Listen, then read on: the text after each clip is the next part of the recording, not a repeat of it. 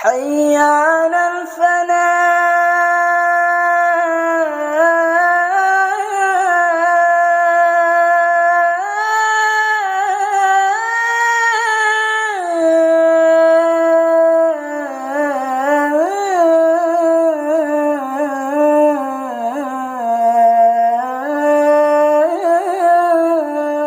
warahmatullahi wabarakatuh.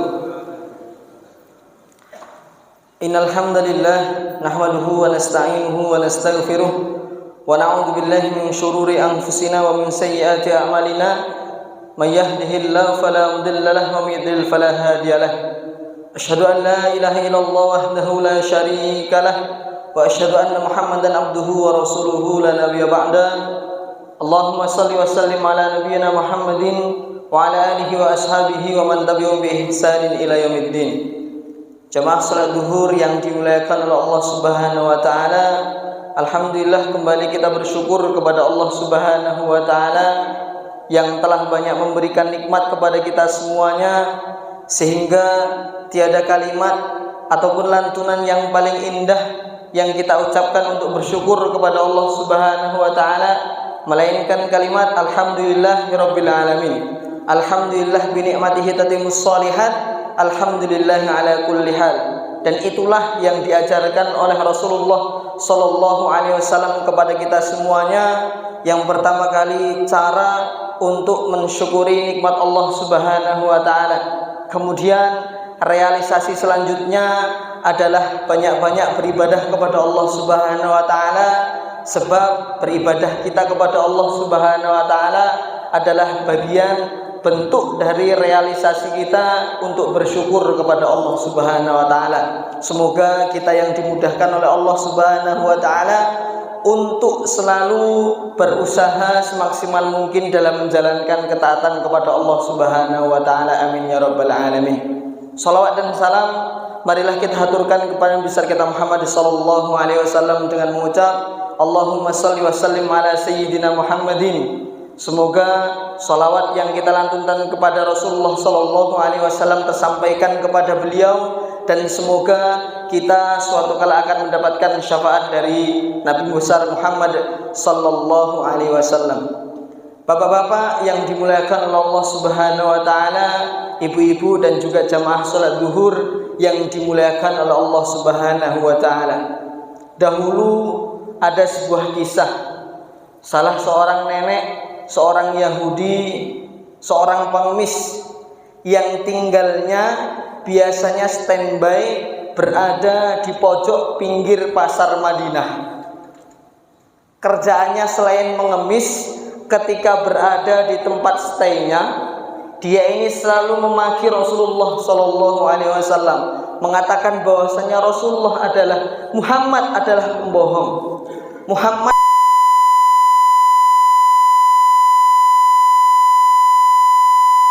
percaya dengan Muhammad, jangan pernah berbicara dengan Muhammad, niscaya kalian akan mendapatkan sesuatu yang tidak kalian inginkan. Begitu berhari-hari, bahkan berlama-lama seperti itu.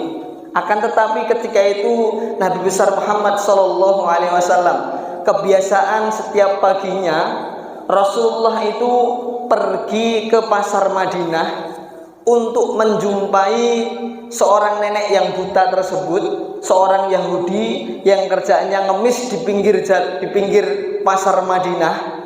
Kemudian Rasulullah selalu memberikan hidangan terbaik di pagi hari, disuapin dengan tangan Rasulullah Shallallahu Alaihi Wasallam.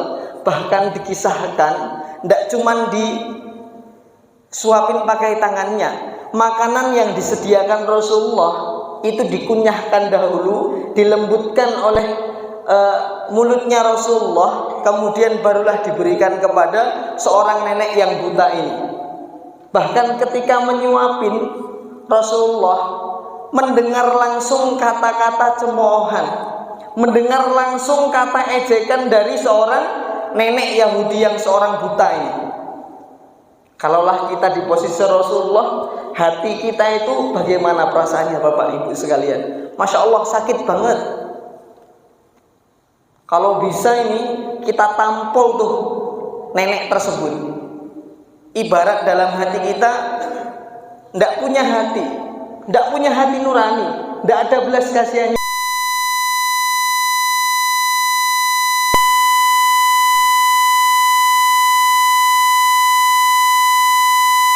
Sampai Rasulullah Shallallahu Alaihi Wasallam wafat.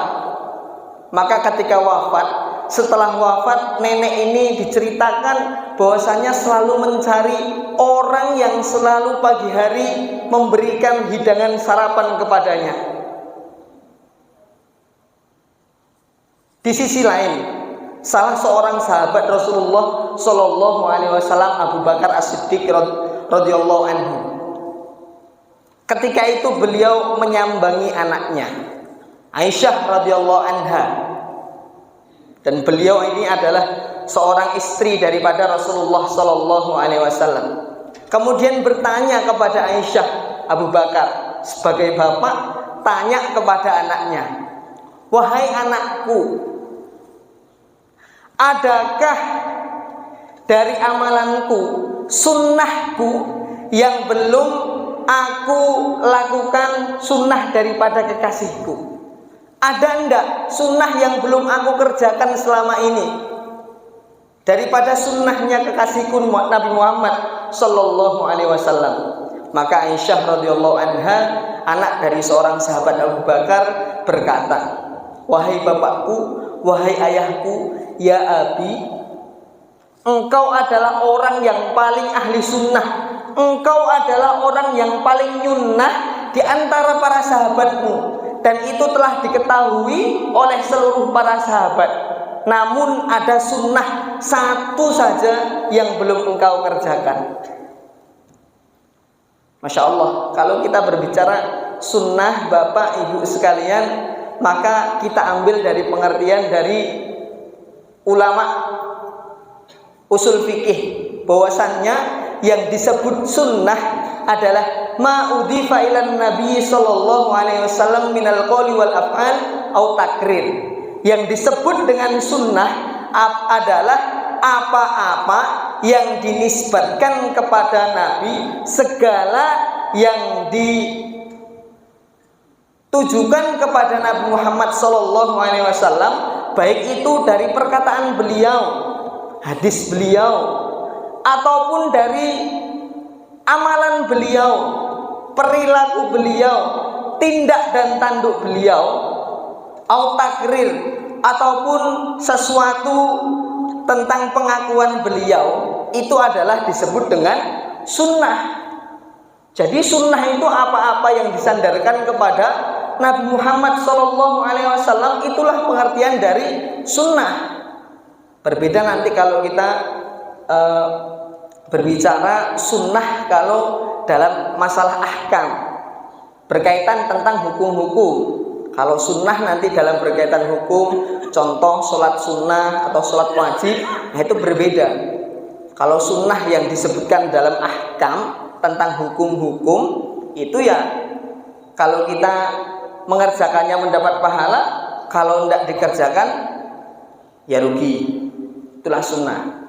Namun ini dikembalikan kepada pengertian para ulama usul fikih, ma'udhifa ilan Nabi Sallallahu Alaihi Wasallam, segala sesuatu yang disandarkan kepada Nabi, segala sesuatu yang dinisbatkan kepada Nabi, baik perkataan, perbuatan maupun tindak tanduknya beliau, segalanya itu merupakan sunnah Rasulullah Sallallahu Alaihi Wasallam. Bapak-bapak, ibu-ibu yang dimuliakan Allah Subhanahu Wa Taala. Kemudian ketika Aisyah radhiyallahu anha menyatakan, ada satu lagi bapakku, sunnahnya Rasulullah yang belum pernah engkau lakukan selama ini. Maka Abu Bakar penasaran, apa itu anakku? Bapak, ya abi, wahai ayahku, bahwasannya Rasulullah ini memiliki kebiasaan setiap pagi beliau ini menuju pasar Madinah. Di sana ada seorang nenek yang buta, seorang Yahudi.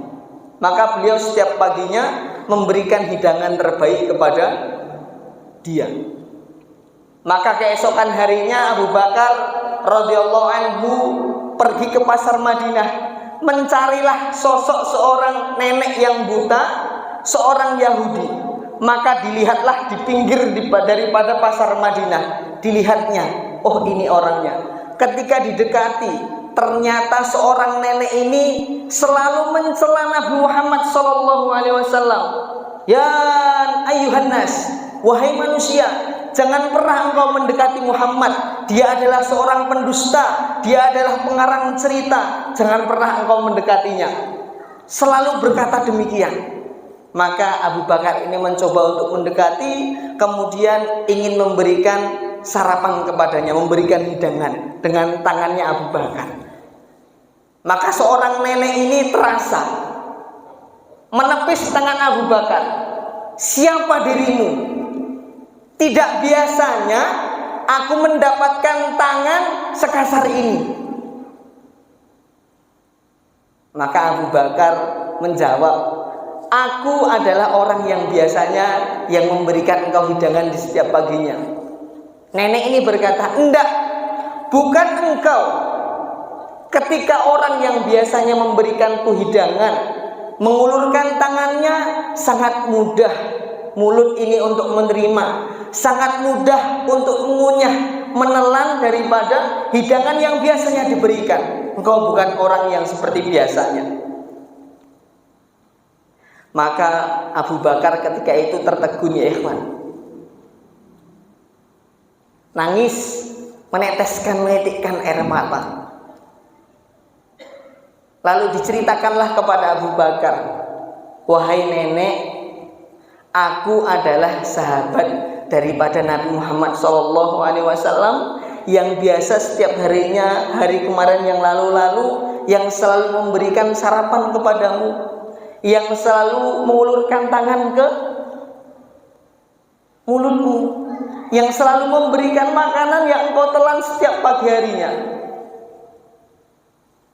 yang selalu engkau hina setiap beliau menyuapkan nasi kepadamu.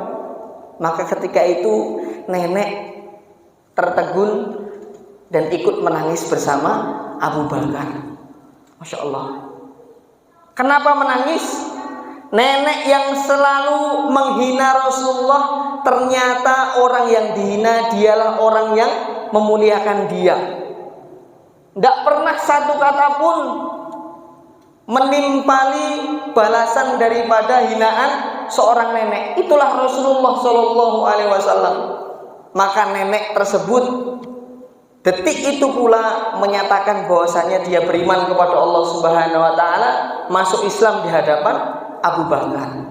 Masya Allah ya ikhwan, ketahuilah bahwasanya Allah Subhanahu wa taala sudah memberikan penjelasan kepada kita dengan firman-Nya, laqad kana lakum fi Rasulillahi uswatun hasanatun liman kana yarjullah wal yaumil akhir.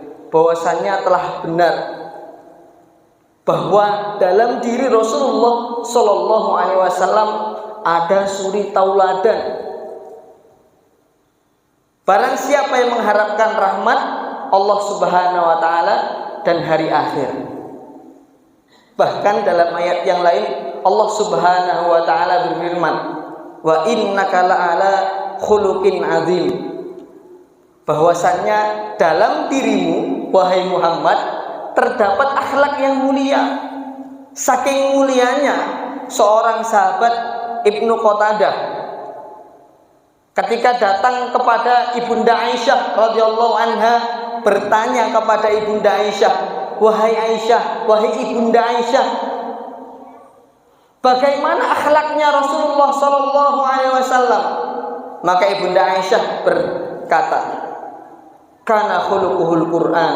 Sesungguhnya akhlaknya Rasul itu adalah akhlaknya Quran. Masya Allah. Apa yang ada dalam Al-Quran diterapkan oleh Rasulullah Sallallahu Alaihi Wasallam. Selalu menjalankan perintahnya Allah dan berusaha untuk semaksimal mungkin menjauhi segala larangannya. Bapak-bapak, ibu-ibu yang dimuliakan oleh Allah Subhanahu wa taala, semoga kita adalah termasuk orang yang meneladani Rasulullah Sallallahu Alaihi Wasallam. Semoga kita orang yang mampu menjalankan sunnah daripada sunnahnya Rasulullah Sallallahu Alaihi Wasallam. Tidak cuma melihat dari hadisnya Rasulullah, tapi bagaimana Rasulullah Sallallahu Alaihi Wasallam bersikap, bagaimana Rasulullah Sallallahu Alaihi Wasallam berakhlak, bagaimana tindak dan tanduknya Rasulullah Shallallahu Alaihi Wasallam kita harus selalu perhatikan, karena setiap apapun yang disandarkan kepada Rasulullah itu adalah sunnah daripada sunnahnya Rasulullah Shallallahu Alaihi Wasallam. Bapak-bapak, ibu-ibu yang dimuliakan oleh Allah Subhanahu Wa Taala, semoga yang sedikit ini mampu untuk memberikan pencerahan kepada diri pribadi dan juga kepada kaum muslimin untuk selalu menteladani Rasulullah Shallallahu Alaihi Wasallam dari kecil sampai hal yang terbesar. Demikian yang dapat kami sampaikan. Lebih kurangnya kami mohon maaf yang sebesar-besarnya. Kita tutup dengan doa kafaratul majelis bersama-sama. Subhanaka Allahumma wihamdika asyhadu an la ilaha illa anta astaghfiruka wa atubu ilaik. Assalamualaikum warahmatullahi wabarakatuh.